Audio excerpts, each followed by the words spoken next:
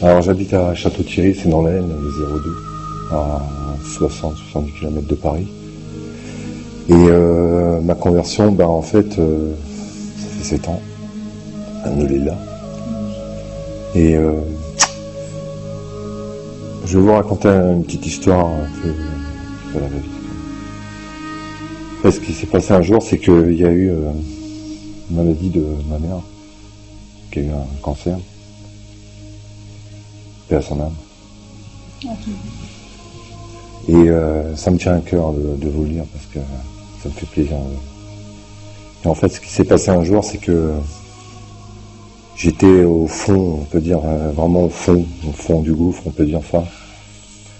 Et un jour, je roulais en voiture et j'ai levé la tête en l'air comme ça et je me suis mis à pleurer vraiment comme un bébé. Et je me suis mis à genoux sur la route. J'ai fait un frein à main ce soir-là. La voiture, elle a fait des trucs comme ça. Je me suis mis à genoux comme ça et j'ai mis ma tête en l'air comme ça. Et j'ai dit, si tu existes vraiment, fais-moi signe s'il te plaît, parce que là, je suis au fond en fait. Et depuis ce jour-là, alhamdoulilah. Et c'est vrai que j'ai fait des recherches aussi parce que je me suis dit comment ça se fait qu'on parle pas de la famille du prophète. C'est quand même assez bizarre. Et un jour on m'a prêté les Bukhari, les Sahab al-Khalid. Et c'est vrai que je te le dis comme ça. Dès que j'ai lu les premières, ça m'a fait bizarre quoi, parce que j'ai dit aussi si c'est ça aussi. Et en fait, Vincent me les avait passés ces livres-là pour comprendre des choses. On parlait quand même de Ahl al-Bayt, quand même dedans. Pas beaucoup, mais on en parlait. Et puis il m'a donné tout en écriture pour dire, voilà, c'est ça. Et c'est là que j'ai quand même fait une grosse découverte. Et puis alhamdoulilah, quoi. Alhamdoulilah. Et en ce qui concerne le centre Zahra, en fait, c'est Vincent qui est venu chez moi. Il m'a dit, Vincent, il est partout. Non, c'est vrai qu'il est partout.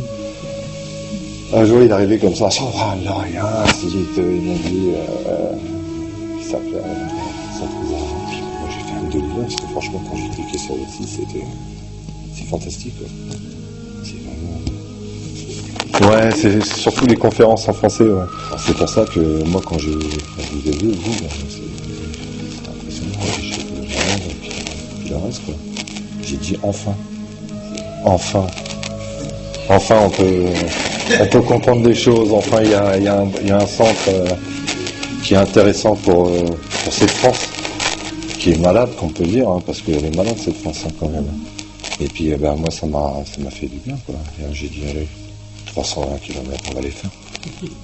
C'est-à-dire que je suis de deux horizons différentes, puisque mon père, Allah yarhamou, il était juif, et ma mère, elle est musulmane.